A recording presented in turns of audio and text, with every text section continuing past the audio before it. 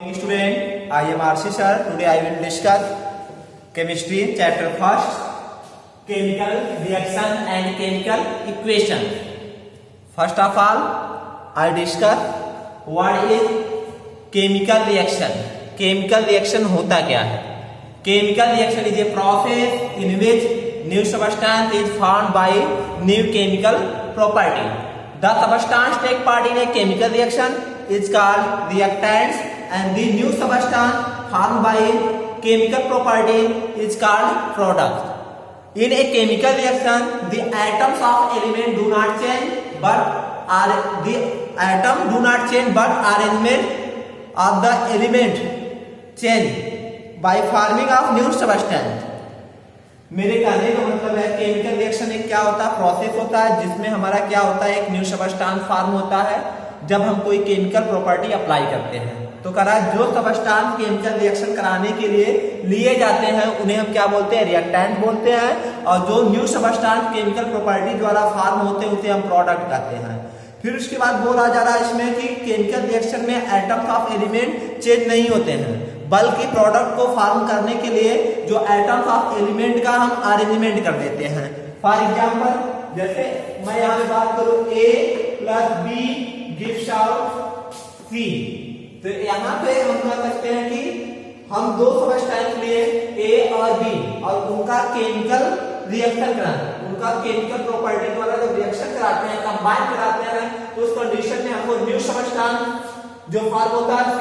तो यहाँ पे टेकिंग सबस्टेंस हमारा क्या है, A और B, तो इसको हम क्या बोलते हैं, रिएक्टेंट बोलते हैं। क्या बोलते हैं, रिएक्टेंट। और केमिकल प्रॉपर्टी के द्वारा जब हम इस पे केमिकल प्रॉपर्टी अप्लाई करते हैं तो उस कंडीशन में जो न्यू सबस्टेंस फॉर्म होता है वो C है। तो यह C यहाँ पे क्या होगा, न्यू सबस्टेंस फॉर्म हो रहा है, इसलिए प्रोडक्ट कहा जाएगा। तो इस तरह हम इसका एग्जांपल भी दे सकते हैं। फॉर एग्जांपल, जैसे यहाँ पे बात करें, कैल्शियम ऑक्साइड जब रिएक्ट करता है कार्बन डाइऑक्साइड से, कैल्शियम ऑक्साइड में क्विक लाइन जब हमारा कार्बन डाइऑक्साइड में ड्राई आइस से रिएक्ट करता है तो उस कंडीशन में हमको कैल्शियम कार्बोनेट फॉर्म करता है। कैल्शियम कार्बोनेट या कैल्शियम कार्बोनेट जिसको हम चॉक बोलते हैं, चाक का फार्मूला जो होता है कैल्शियम कार्बोनेट। सेकेंड एग्जांपल ले सकते हैं इसमें हम कैल्शियम ऑक्साइड का क्विक लाइन का जब वाटर के साथ H2O के साथ रिएक्शन कराते हैं तो उस कंडीशन में हमको क्या फॉर्म होता है, कैल्शियम हाइड्रोक्साइड CaOH का twice. Means quick line react कर रहा है वाटर से तो उस कंडीशन में हमको फ्लैग लाइन फॉर्म हो रहा है। नेक्स्ट एग्जांपल हम ये भी दे सकते हैं कि कार्बन जब ऑक्सीजन से रिएक्ट करता है तो उस कंडीशन में कार्बन डाइऑक्साइड गैस फॉर्म होता है। वहीं पे 2 मोल्स ऑफ कार्बन और 1 मोल्स ऑफ ऑक्सीजन गैस से रिएक्ट करता है तो उस कंडीशन में हमको 2 moles of carbon monoxide gas form होती है। तो यह इस तरह हम कह सकते हैं कि ये केमिकल रिएक्शन है। ये टोटल हमारे क्या है, केमिकल रिएक्शन। तो इसमें क्या है, केमिकल रिएक्शन क्या होता है, एक प्रोसेस होता है जिसमें क्या new substance by new chemical property के द्वारा हमको न्यू सबस्टेंस उसमें फॉर्म होते हैं। और इसमें एक चीज ये भी बोलता है कि जो सबस्टेंस हम लेकर केमिकल रिएक्शन कराते हैं उसे हम क्या बोलते हैं, रिएक्टेंट बोलते हैं, और जो न्यू सबस्टेंस फॉर्म हो रहा है उसे हम क्या बोलते हैं, प्रोडक्ट बोलते हैं। तो हम नेक्स्ट टॉपिक अब बात करेंगे कि कैरेक्टरिस्टिक्स ऑफ केमिकल रिएक्शन की बात करेंगे। नेक्स्ट जो हमारा टॉपिक से रहेगा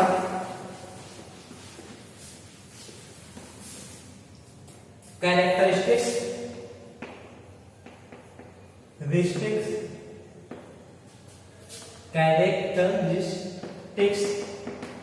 of chemical reaction.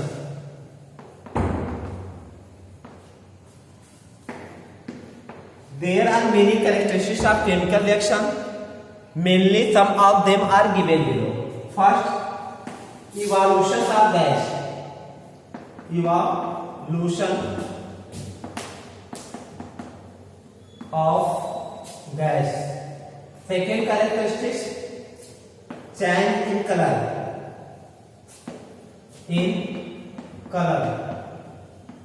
Third characteristic, change in temperature.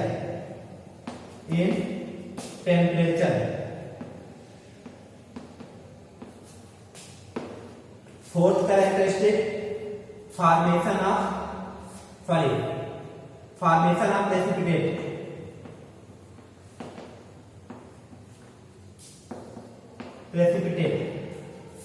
Fifth characteristic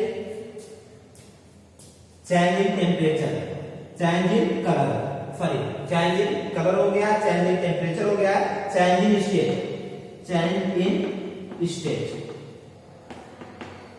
तो यहां पे अगर हम कैरेक्टरिस्टिक की बात करें तो केमिकल रिएक्शन के तो उस तरह कैरेक्टरिस्टिक्स बहुत होते हैं, जिसमें से हमारे जो मेनली कैरेक्टरिस्टिक्स है वो इस प्रकार है। पहला इवोल्यूशन ऑफ गैस, सेकंड है हमारा है चेंज इन कलर, थर्ड है चेंज इन टेम्परेचर, फोर्थ है formation of precipitate and fifth है चेंज इन स्टेट। तो हम फर्स्ट जो हमारा है इवोल्यूशन ऑफ गैस की बात करते हैं। इवोल्यूशन ऑफ गैस जो पहला कैरेक्टरिस्टिक्स है उसका इवोल्यूशन ऑफ गैस, तो इसको हम कैसे एक्सप्लेन कर रहे हैं। तो इसमें कह रहा है कि evolution of chemical reaction is characterized by evolution of gas. हमारे कुछ ऐसे केमिकल रिएक्शन होते हैं जो क्या करते हैं, पहले कैरेक्टरिस्टिक्स को फॉलो करते हैं, मतलब वो गैस को इवोल्यूट करते हैं, मींस लिबरेट करते हैं। तो यहाँ पे हम बात करते हैं फॉर एग्जांपल जैसे जिंक ग्रेनल्स, जो जिंक ग्रेनल्स में जिंक का पार्टिकल्स, जो छोटे छोटे जो पार्टिकल्स होते हैं उनका जब रिएक्शन हम डायरेक्ट सल्फ्यूरिक एसिड से कराते हैं तो उस कंडीशन में हमको क्या फॉर्म होता है, हाइड्रोजन गैस वहां से हमको इवोल्यूट होती है, मींस लिबरेट होती है। तो हम इसका अब कैसे पता करेंगे कि हाइड्रोजन गैस ही लिबरेट हो रही है, तो उसके लिए हम क्या करते हैं कि सबसे पहले हम एक बीकर लेते हैं और उस बीकर में हम क्या करते हैं, जिंक ग्रेनल के जिंक ग्रेनल से कुछ फिश को उसमें हम क्या करते हैं, ले लेते हैं। लेने के बाद उसमें डायल्यूट सल्फ्यूरिक एसिड उसमें ड्रॉप बाय ड्रॉप करके हम 5 ml तक उसमें 5 से 10 ml तक फिलअप करते हैं। जब फिलअप करते हैं तो उस कंडीशन में हमको क्या है कि वहां से गैस फॉर्म होती है, रिलीज होती है, और जो गैस रिलीज होती है उसके पास जलती हुई कैंडल को ले जाते हैं। अगर बैगनी कैंडल को ले जाते हैं तो वो गैस ब्लू फ्लेम के साथ क्या करती है, बर्न करती है और पॉप साउंड देती है।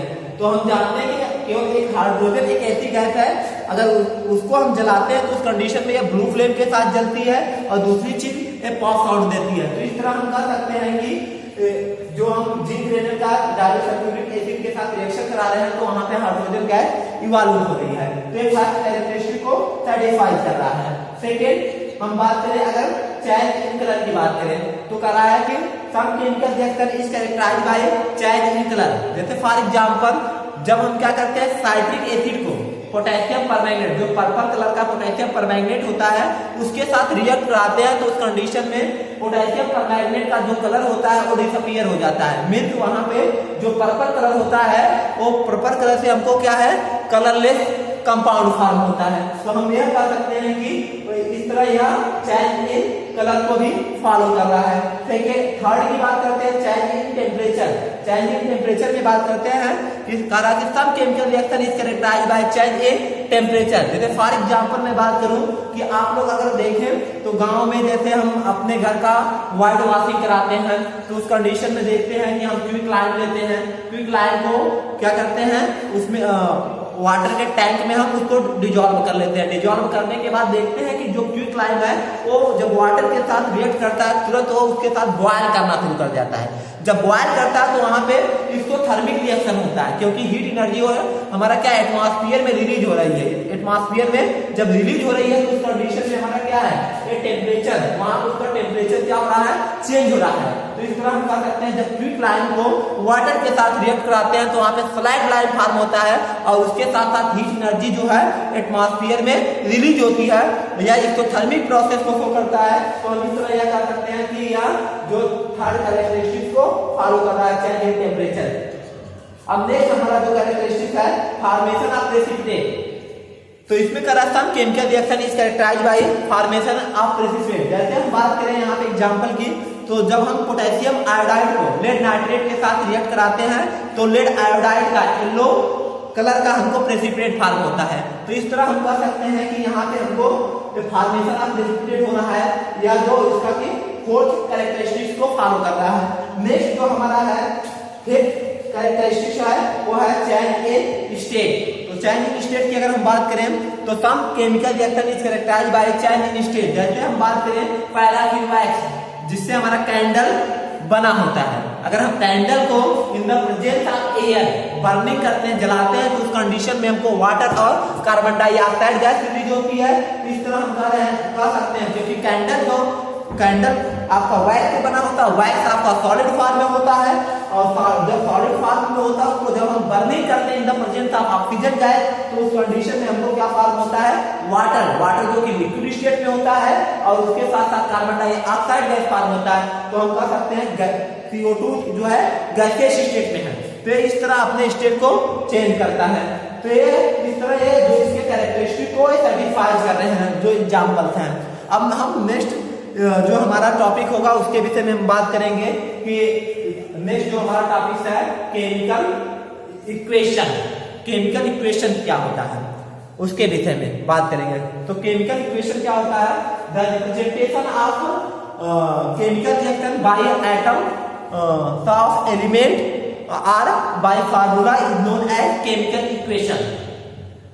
किसी भी केमिकल रिएक्शन को रिप्रेजेंट करने के लिए जो हम एटम्स ऑफ एलिमेंट लेते हैं या किसी कंपाउंड को लेते हैं, तो उसके द्वारा जो रिएक्शन रिप्रेजेंट किया जाता है उसे हम क्या बोलते हैं, केमिकल इक्वेशन बोलते हैं। और केमिकल इक्वेशन हमारे 2 टाइप्स के होते हैं, पहला balance chemical equation and second क्या होता है, अनबैलेंस केमिकल इक्वेशन, जिसको हम बोलते हैं or skeletal chemical equation. Balance chemical equation क्या होता है, अगर हम बात करें तो बैलेंसिंग का मतलब अगर हम देखें तो लेफ्ट हैंड साइड और राइट हैंड साइड, मतलब 2 साइड से ले लेते हैं, और जो फर्स्ट साइड में नंबर ऑफ एटम जितने फर्स्ट साइड में हो सेम उतने ही number of atom second side में हो। तो हम इस तरह कह सकते हैं कि यह बैलेंस केमिकल इक्वेशन है। तो इसको हम इस तरह एक्सप्लेन कर सकते हैं या डिफाइन कर सकते हैं कि balance chemical equation are those chemical equation in which the number of atom in reactant side is equal to the number of atom in product side. जैसे फॉर एग्जांपल हम बात करते हैं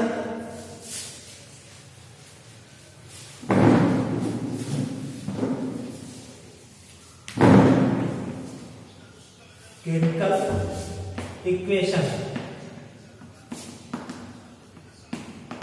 में फर्स्ट आपका बैलेंस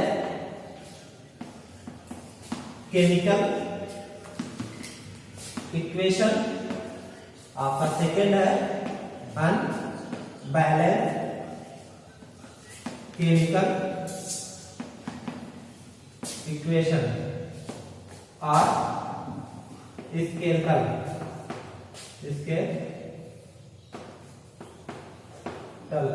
केमिकल इक्वेशन।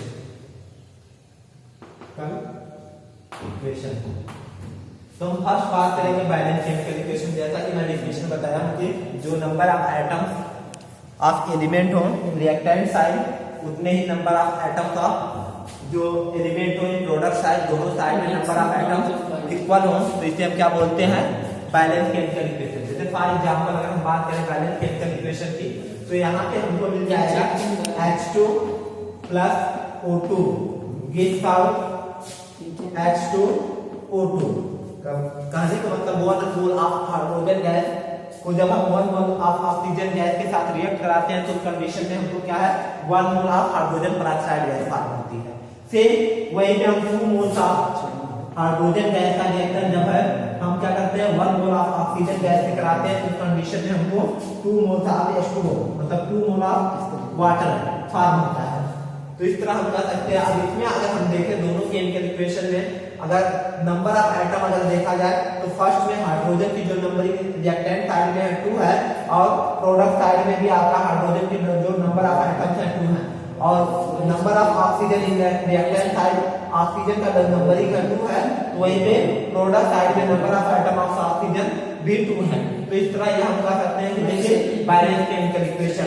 और second अगर हम बात करें यहाँ पे 2H2 प्लस O2 लिखा गया है, रिएक्टेंट साइड में अगर नंबर ऑफ हाइड्रोजन एटम 4 है तो वहीं पे प्रोडक्ट साइड में देखते हैं नंबर ऑफ एटम भी क्या है, 4 है, और number of atom of oxygen atom in reactant side is equal to 2 है, तो वहीं पे हम देखते हैं प्रोडक्ट साइड में भी हमारे नंबर ऑफ ऑक्सीजन एटम भी 2 है। तो हम इस तरह कह सकते हैं जो हमारे दोनों दिए गए केमिकल रिएक्शंस हैं ये हमारे बैलेंस केमिकल इक्वेशन को शो कर रहे हैं। इसके अलावा भी हमारे पास अदर एग्जांपल भी, जैसे हम यहाँ बात करते हैं कैल्शियम ऑक्साइड और यहाँ पे कार्बन डाइऑक्साइड का बात करें जब इसका रिएक्शन कराते हैं तो उस कंडीशन में कैल्शियम कार्बोनेट फॉर्म होता है। तो यहाँ पे भी अगर हम देखें तो कैल्शियम का जो नंबर ऑफ एटम्स है, देखिए रिएक्टेंट साइड में वो 1 है, तो प्रोडक्ट साइड में भी हमको 1 मिलता है। वहीं पे नंबर ऑफ कार्बन एटम देखें तो बोथ साइड में 1 है, and number of oxygen atom in reactant side 3 है, तो प्रोडक्ट साइड में भी 3 है। इस तरह हम कह सकते हैं कि हमारा बैलेंस केमिकल इक्वेशन को रिप्रेजेंट कर रहा है। अब हम बात करेंगे सेकंड जो हमारा है अनबैलेंस केमिकल इक्वेशन और skeletal chemical equation. Unbalance chemical equation और स्केलेटल केमिकल इक्वेशन किसे कहते हैं? तो हम बताएंगे मतलब those chemical equation in which number of atoms of element in reactant side is not equal to the number of atom in product side. कहने का मतलब हमारे इसमें दो साइड्स होते हैं, मतलब जिसको हम बोलते हैं reactant side and product side, या left hand side equal to product hand side. यहाँ पे अगर left hand side product hand right hand side के इक्वल नहीं आ रहा है, मतलब number of item in reactant side is not equal हो प्रोडक्ट साइड के, तो उस कंडीशन में हम कह सकते हैं कि यह स्केलेटल केमिकल इक्वेशन है या अनबैलेंस केमिकल इक्वेशन है। जैसे हम यहाँ पे बात करें H2 प्लस O2 ले लें और इसके बाद हम क्या यहाँ फॉर्म कर दे 2H2O। तो अगर हम देखें नंबर ऑफ हाइड्रोजन एटम यहाँ पे देखा जाए तो हमको रिएक्टेंट साइड में 2 मिल रहा है, और वहीं पे प्रोडक्ट साइड में अगर देखा जाए नंबर ऑफ हाइड्रोजन एटम तो यहाँ पे 4 मिल रहा है, और यहाँ पे रिएक्टेंट साइड में अगर नंबर ऑफ ऑक्सीजन एटम देखा जाए तो यहाँ पे हमको 2 मिल रहा है, वहीं पे प्रोडक्ट साइड में देखा जाए तो 2 मिल रहा है। ऑक्सीजन एटम तो सेम है बट हाइड्रोजन एटम सेम नहीं है, इसलिए हम इसको कह सकते हैं कि हमारा क्या अनबैलेंस केमिकल इक्वेशन और स्केलेटल केमिकल इक्वेशन को रिप्रेजेंट कर रहा है। वो भी बोल दिए सर।